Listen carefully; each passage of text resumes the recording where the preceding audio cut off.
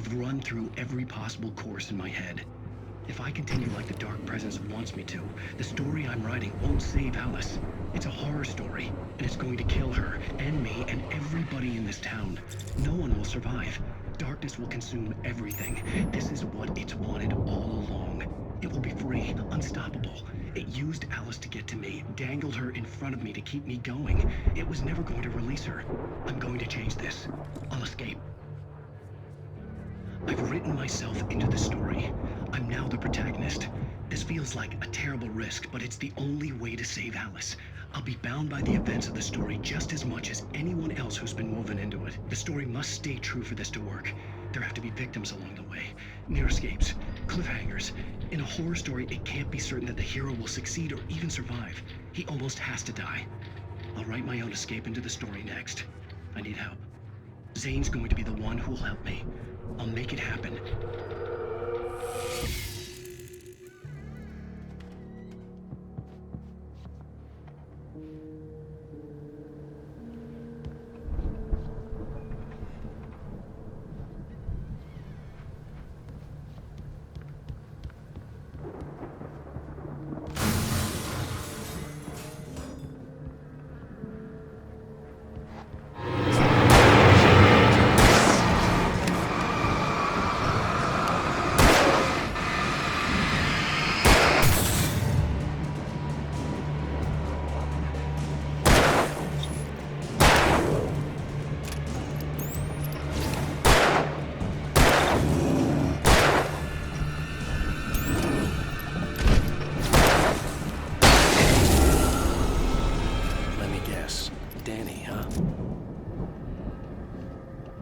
The front door was locked. The farm was still a good distance away. I'd need a car to get there fast.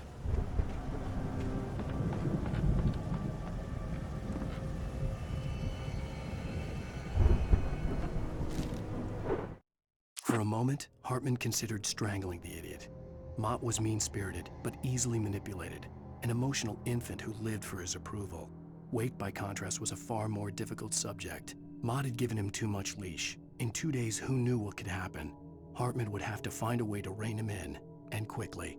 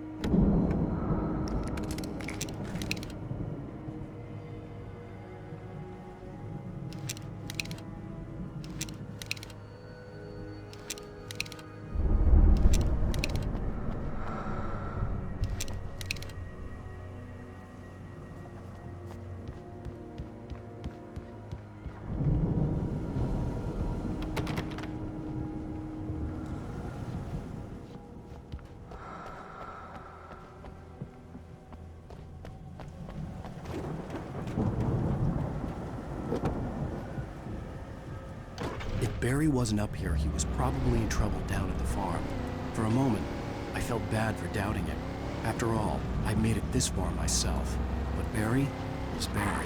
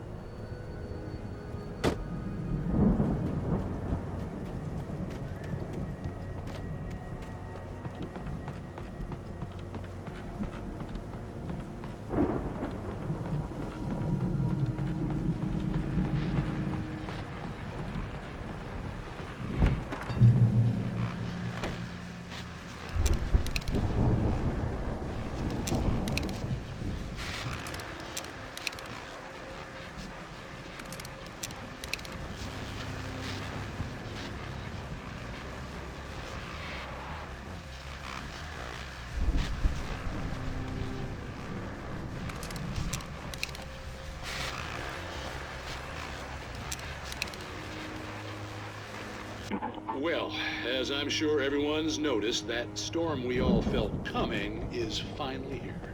The boys at the Weather Service reckon it'll last until morning at the very least. Pertaining to that, let me read that missing persons alert again. The Sheriff's Department's still looking for a Caucasian woman, 30 years old, slim, blue eyes, maybe lost.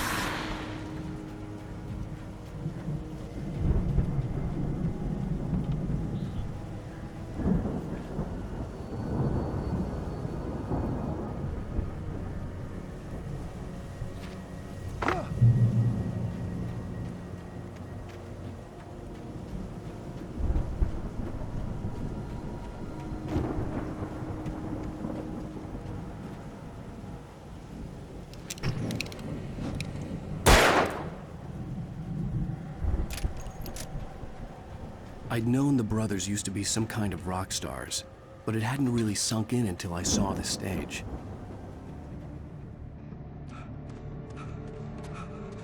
Ow! Run! Incoming! There's too many of them!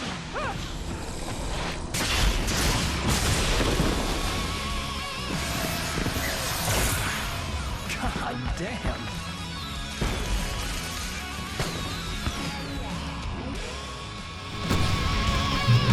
So glad you decided to go it alone, Mr. Bronson. Shut up and shoot! Ow! We have to fight them off! I can teleport the fireworks from here and help you out! Hey, Al! Did you know there's a lot of ammo and stuff around? This place is stopped! Al, hold on! I'll try to get the stage lights on!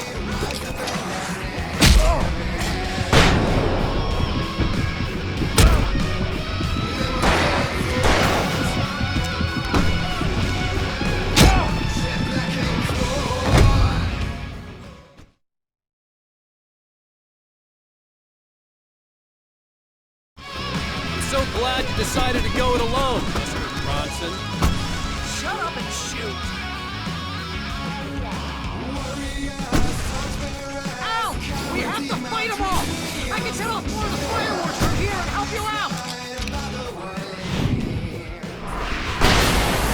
You notice there's a lot of ammo and stuff around? This place is stopped! Ow! Hold on! I'll try to get this...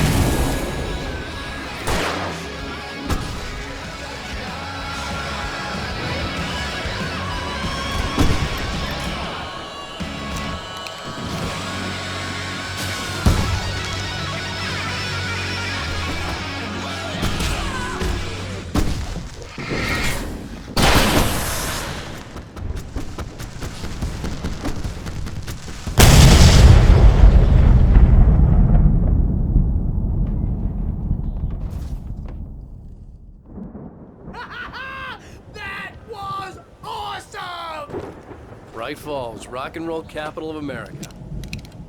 Hey, Al! This way to the farm!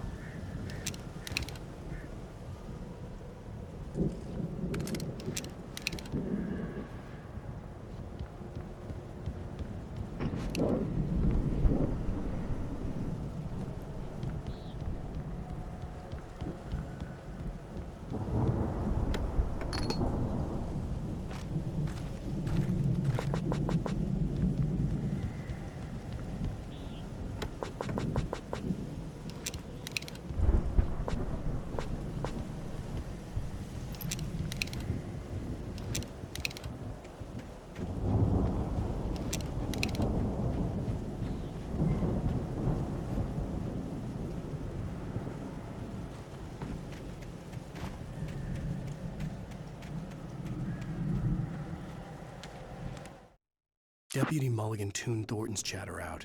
He didn't think riders were particularly useful people, and a huge manhunt for one struck him as idiotic. Certainly not worth the missed opportunity for coffee and pie. It wasn't even clear what the man had done, except run from them at the trailer park. Mulligan knew he wasn't alone.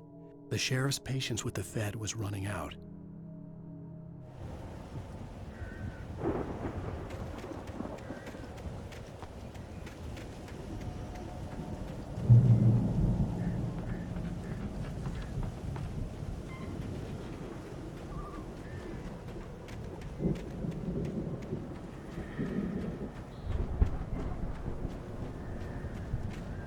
See, bestseller? No reason to worry. Your cutout's good as new, right where I left it. I'll come back for it once we have the place secured. Yeah, that's been my biggest worry all this time. We need to get this thing moved out of the way. This is as far as I got before they ambushed me.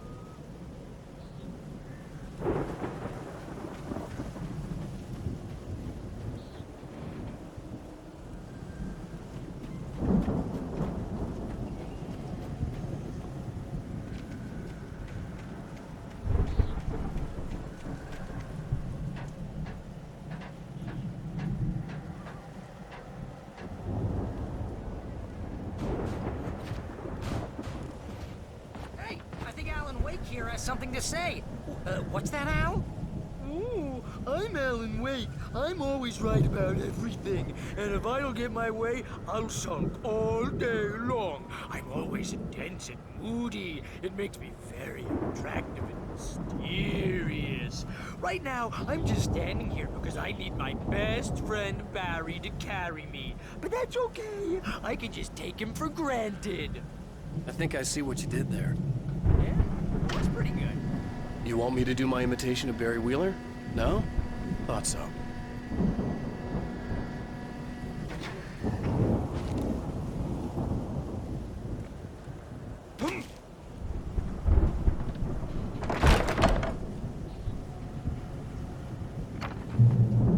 Wow! You look at that thing, Al! They really went all out with this Viking crap, didn't they? Look at all this stuff. They must have done okay for themselves, so how come I never heard of these guys before? And this from the guy who learned about Ozzy Osbourne through reality TV? Sleep. We all spend a third of our Night dreams in its Springs. soft embrace, Man, somewhere look at that between memory. fantasy and Hey, oblivion. remember when I got you that gig? But Your dreams first are real made for writing those job. who What got you started? Was this one of your episodes?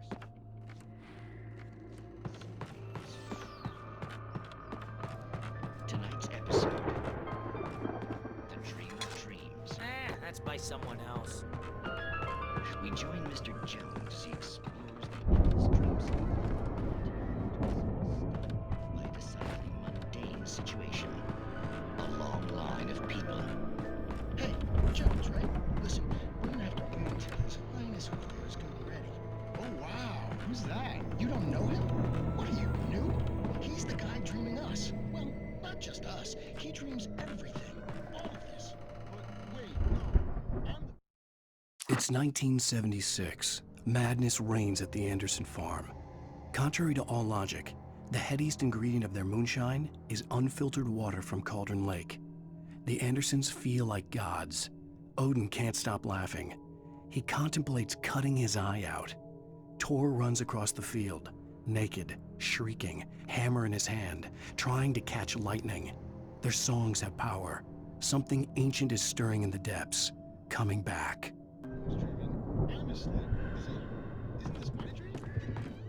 The Viking boat looked imposing, almost like a battering ram.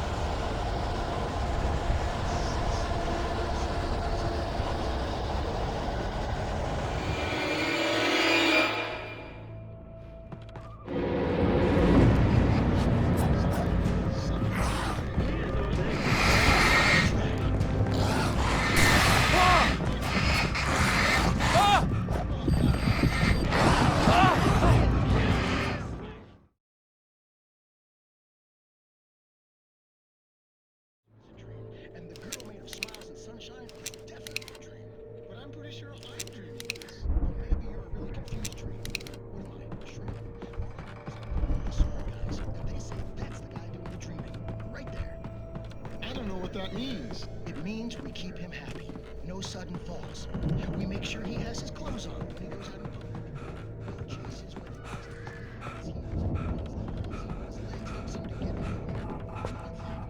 Because he wakes up in a sweat. Yeah, precisely.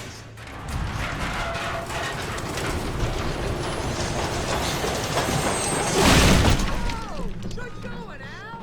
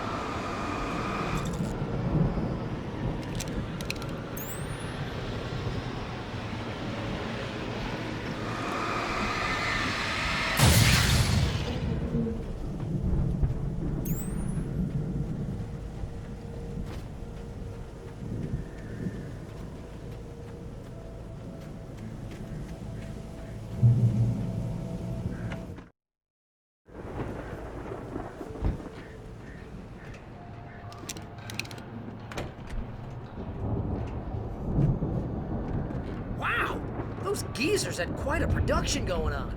Ooh, you know what, Al? If we make it through this alive, I'm gonna start representing them. Yep, sell this stuff online, maybe get a reality show going, release a new single. Good luck with that, pal. Hey, you find us a way out The of here, door was okay? barred from We're the gonna other take a closer side. look at this stuff. I'd have to find another way.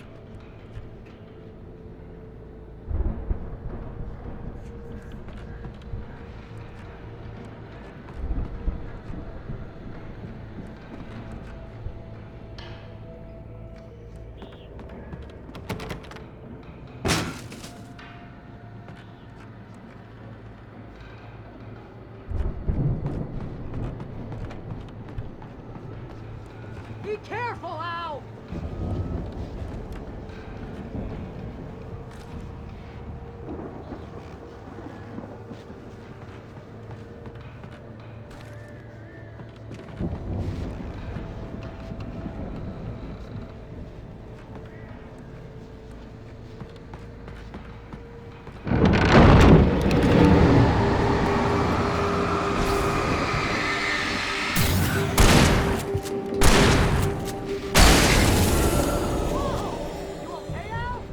I'm good. Keep your eyes open, okay?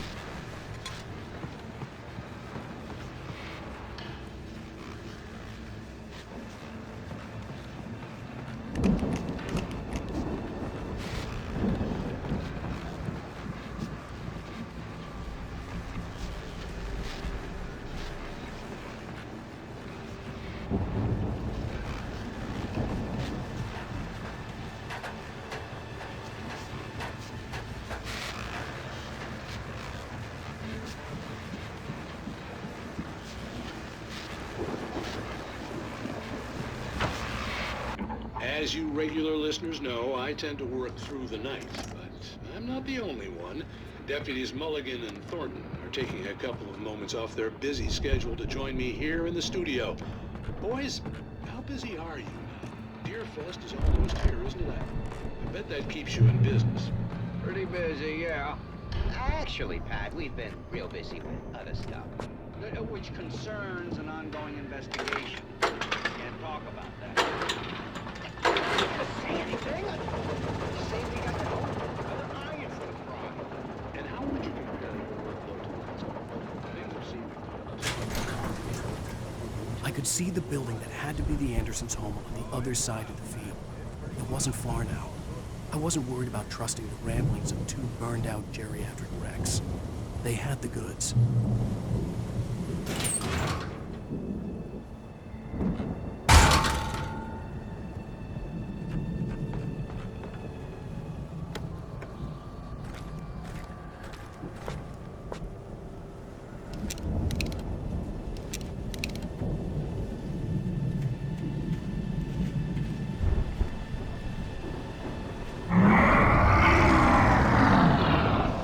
Got to be kidding me.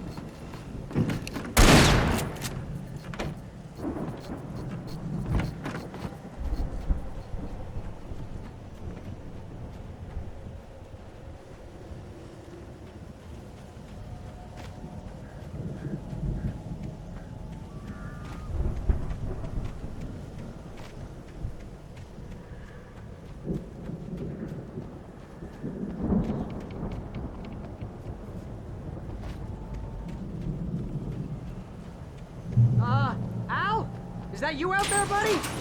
Yeah, it's me. Hey, let's go, man.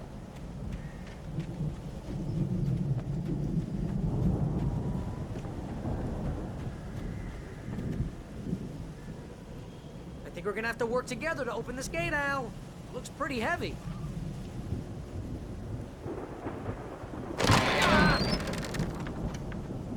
Hey, I think that's the farm on the other side of the field. We're almost there. This farm is a crazy place for crazy people. We should feel right at home then.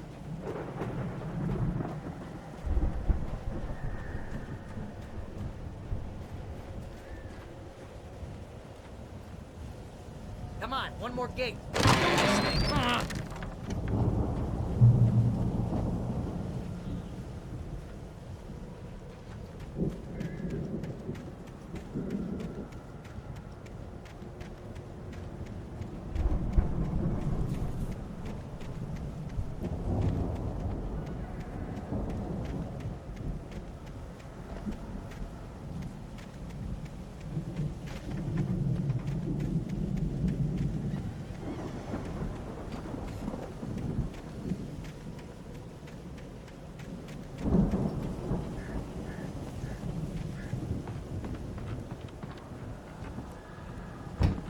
Lights are out. Guess we better check the fuse box. The power downstairs was out, but I was sure I could fix that at the fuse box. The power downstairs was out, but I was sure I could fix that at the fuse box.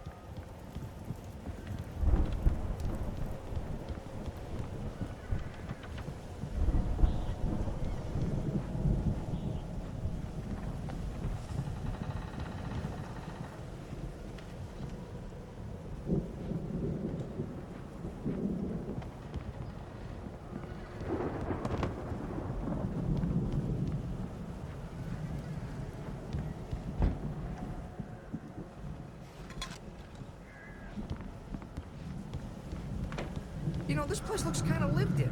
I thought the Andersons were on the booby hatch.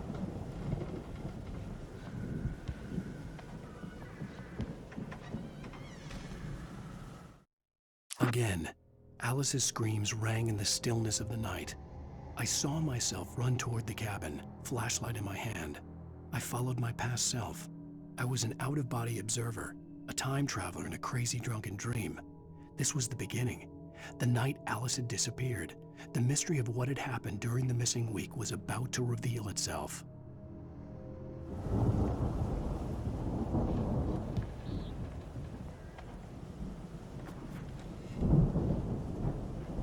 Come on, Al, let's get the lights on, huh?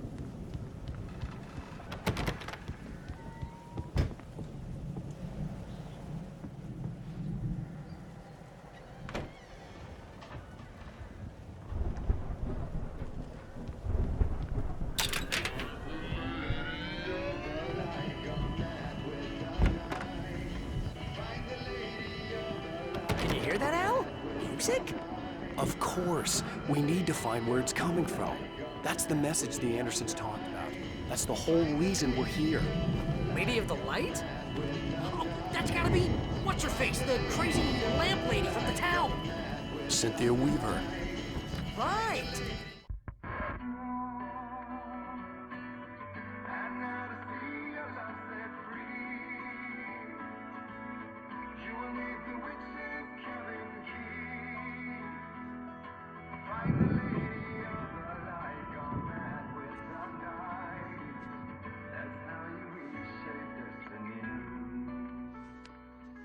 Okay. We need to find Cynthia Weaver. We'll stay here for the night and head back to town as soon as it gets light.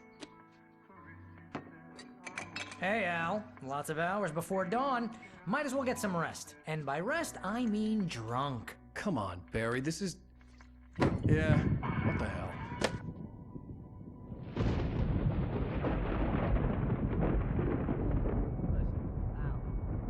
I'm sorry about this. No, seriously, because I know we don't get along, but we're gonna find her, right? And even though you're a crazy bastard, I'm gonna stick by you, no matter what, ever, Al. Sure, like a brother. I'm a writer, goddammit. Correct. If I just wanted to, I could write 10 books a year. And they beat the best books that year. No, you couldn't. That's right, I couldn't. But I could, because I'm a writer. What? What do they put in this stuff? I feel like my brain is coming out of my nose. I'm gonna get the recipe off those coots and be a booze millionaire. I just miss her, Barry. I just want her here with me. I know, Al. I know. It's gonna be okay. We're gonna make it okay.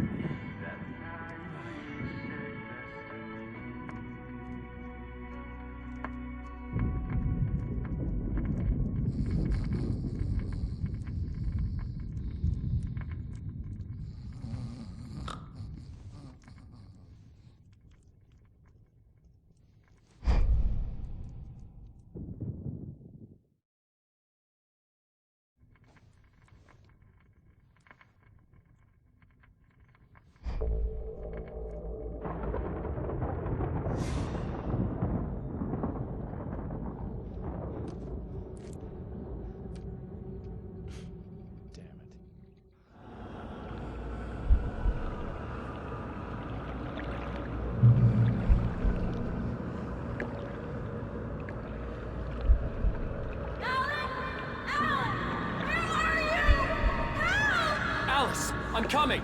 It's all right! I'm coming! It was a crazy, drunken dream, and yet it was more than that. It was the truth, a suppressed memory unearthed by the Andersons' moonshine. I was there, an out-of-body observer. This was the night Alice and I had arrived at Bright Falls, the night Alice had disappeared. I had a chance to find out what had happened. I remembered being surprised to see the cabin dark. Alice would have never turned the lights off.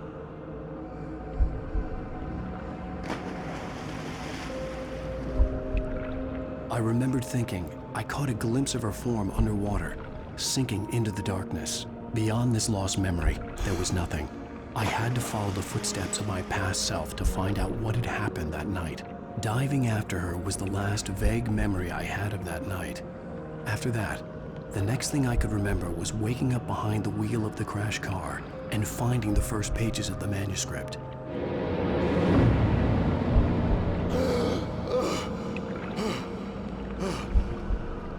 I couldn't find her in all that blackness. I must have thought she drowned.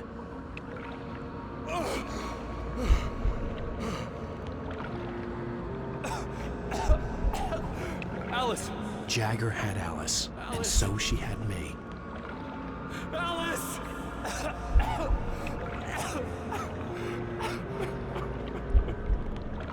I'd been easy prey.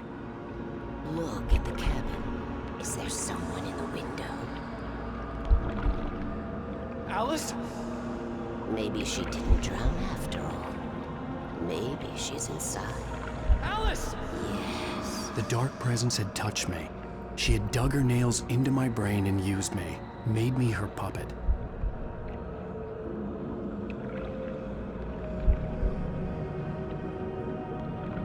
She must be here somewhere. Maybe upstairs in the study. Alice! Yes, that's where she is. You can apologize. Alice! You'll laugh at the whole thing together and put it behind you. Alice? She's not here. You were foolish to think so. No, she's dead. She drowned. No, no, no! It's your fault your wife is dead. You are guilty. All she wanted was to help you right. You killed her. Oh, hush. There's still hope. Cauldron Lake is a special place. Here, you have the power to change things. She wanted you to write. I will tell you what to do.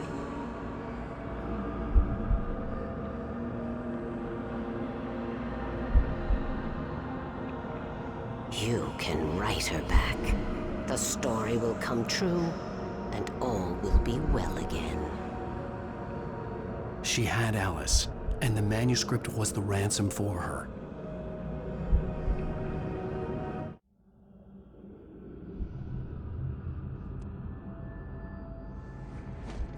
Yes. All right. I'll fix it. I'll bring her back.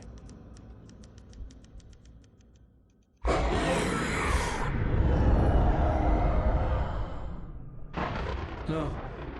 I wrote it. I remembered it all now. In the dark, I'd written for days, a week, almost a complete manuscript of a novel entitled Departure.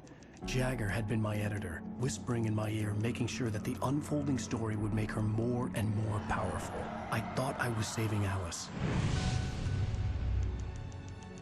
Even with the cobweb she put in my head, some part of me had been aware enough to write my escape into the story, to bring a light into the cabin to release me before I could finish, to interrupt the horror story before the ending, where darkness consumed everything and everyone.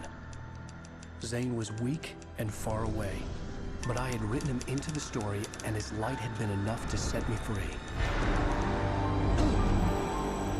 It isn't here now. I'm here because it was written. I brought the light to set you free. You must hurry. It will know I'm here. It will be back soon. It stole the skin of my Barbara a long time ago. She looks so old.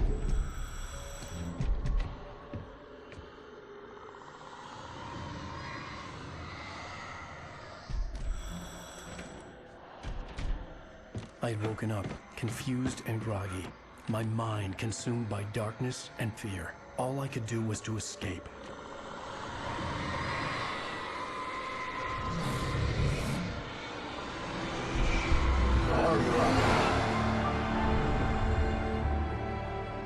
The week spent in the cabin had taken its toll. I was barely conscious, and fading fast. It had to have cost Zane terribly, thrown him even deeper into whatever dark place he now haunted. But he had managed to weaken the dark presence, kept me safe that night.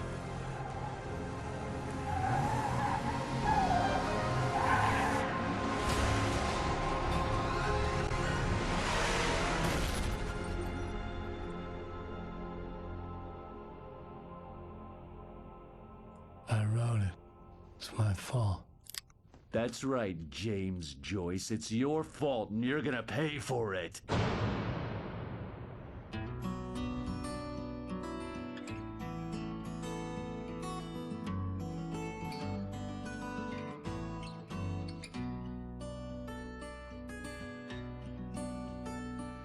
There's an old town road with mystery of Tom the poet and his muse, and a magic lake which gave a life to the words the poet used. Now the muse she was his happiness, and he rhymed about her grace, and told the stories of treasures deep beneath the blackened waves.